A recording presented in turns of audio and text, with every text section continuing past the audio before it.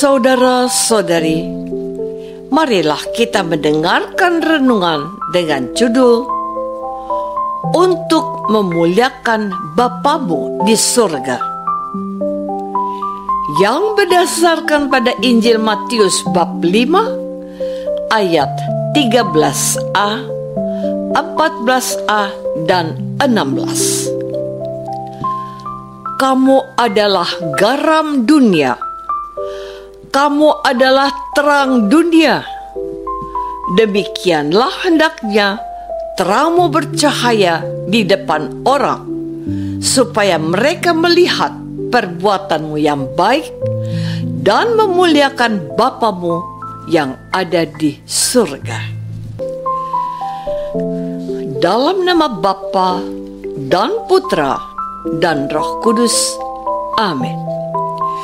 Saudara-saudari terkasih dalam nama Tuhan Yesus Kristus, pada pewartaan gereja pada hari ini disebutkan dan diterangkan bahwa kita adalah garam dan terang dunia. Garam kalau tidak asin, apakah masih bisa disebut garam? Terang kalau sinarnya tidak menerangi kegelapan yang ada di sekitarnya, apakah masih disebut cahaya? Baik garam maupun terang akan menemukan jati dirinya kalau memberikan manfaat untuk dunia yang ada di sekitarnya. Seorang ibu berkata kepada suaminya, "Pak, tolong dicicipi sayurnya. Apakah garamnya sudah cukup?" Waktu suaminya mengangguk puas sambil mengacungkan jempol, wanita itu tersenyum senang karena masakannya dapat diterima lidah perasa suaminya. Seorang ayah dengan tergopoh-gopoh mencari pemantik atau korek api dan lilin di tengah malam, karena ia tidak ingin istri dan anak-anaknya ketakutan karena gelap. Listrik tiba-tiba padam. Ketika lilin dinyalakan, istrinya menjadi tenang dan suara tangis anak-anaknya segera meredah. Saudara-saudari terkasih, hari ini Tuhan Yesus menyebut para pengikutnya, saya dan Anda adalah garam dan terang dunia. Gelar itu diawali dengan sebuah tanya. Jika garam itu menjadi tawar, dengan apakah ia diasinkan?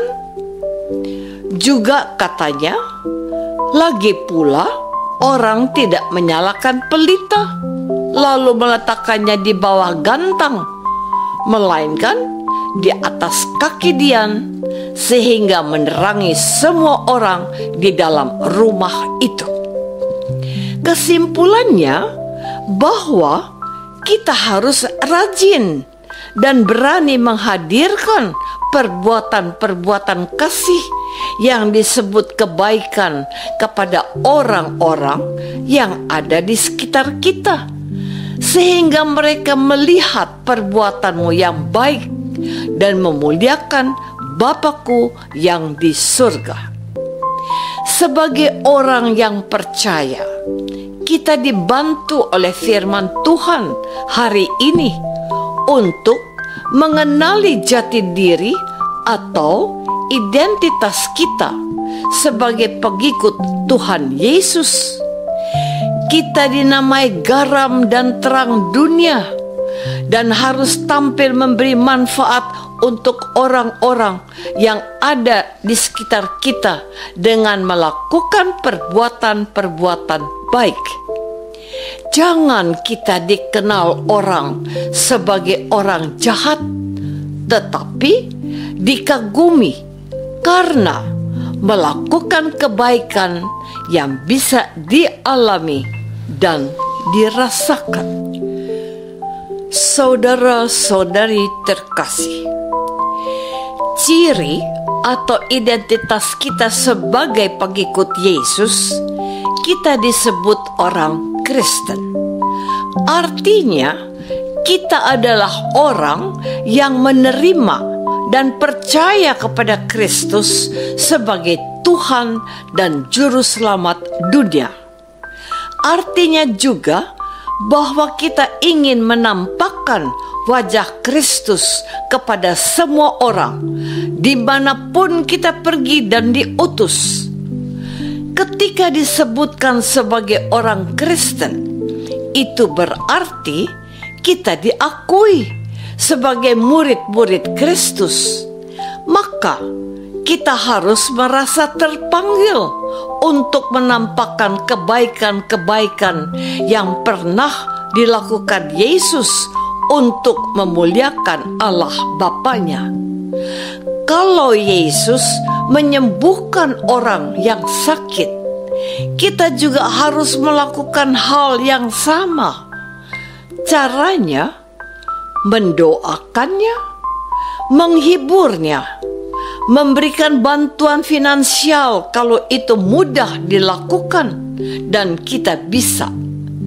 Kalau Yesus memberi makan dengan menggandakan 5 roti dan 2 ikan, kita juga harus memiliki kepekaan dan kepedulian akan saudara-saudari kita yang kekurangan makanan atau menderita kelaparan, dengan berbagi dengan mereka, baik secara pribadi maupun secara bersama-sama sebagai sebuah gerakan. Kalau kita melihat berbelas kasih dan mengampuni orang-orang yang berdosa dan menerima mereka dengan sukacita, maka kita juga dipanggil untuk tidak menolak mereka yang dikucilkan oleh masyarakat karena perbuatan atau tindakan mereka yang jahat di masa lalu. Kalau orang itu mau bertobat, maka ia harus diberi kesempatan.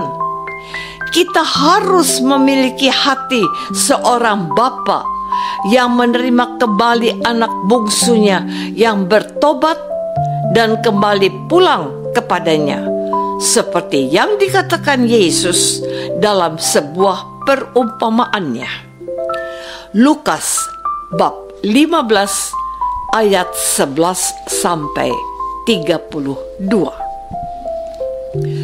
Saudara-saudari terkasih, identitas kita sebagai orang Kristen atau kembaran Kristus yaitu kalau kita menghadirkan kasih Yesus dengan menghayati gelar kita sebagai garam dan terang dunia. Kehadiran kita di antara umat manusia haruslah dapat dirasakan oleh mereka, karena mereka mengalami kasih Allah sendiri, yaitu kalau mereka melihat perbuatanmu yang baik dan memuliakan Bapamu yang di surga. Muara dari perbuatan kita bukanlah kita dikagumi atau dihormati orang, karena kita ini hanyalah seorang hamba Allah yang hanya tahu melaksanakan tugas yang dipercayakan Tuhan kepada kita. Maka seperti kata Paulus, rasul segala bangsa itu, haruslah kita memastikan bahwa bukan aku yang hidup, melainkan Kristuslah yang hidup di dalam diriku.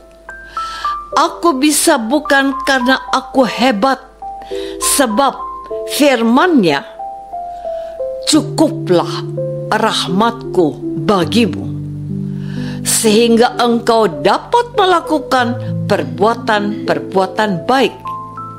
Kita harus menyadari jati diri kita sebagai garam dan terang Kristus, dan kita diutus untuk menyatakan kasih-Nya dalam perbuatan-perbuatan baik untuk memuliakan Allah seperti yang Yesus lakukan. Apakah aku sudah berusaha untuk menghadirkan kasih Allah dalam perbuatan baikku? Marilah kita berdoa. Bapa yang Maha Baik, jadikanlah kami garam dan terang dunia yang menginspirasi banyak orang untuk juga berbuat baik. Mampukanlah kami untuk menghayati kehendak-Mu seperti sabda Yesus, Putra-Mu, Tuhan dan pengantara kami. Amin. Semoga kita semua selalu dinaungi dan dibimbing oleh berkat Allah yang Maha Kuasa. Dalam nama Bapa dan Putra dan Roh Kudus. Amin.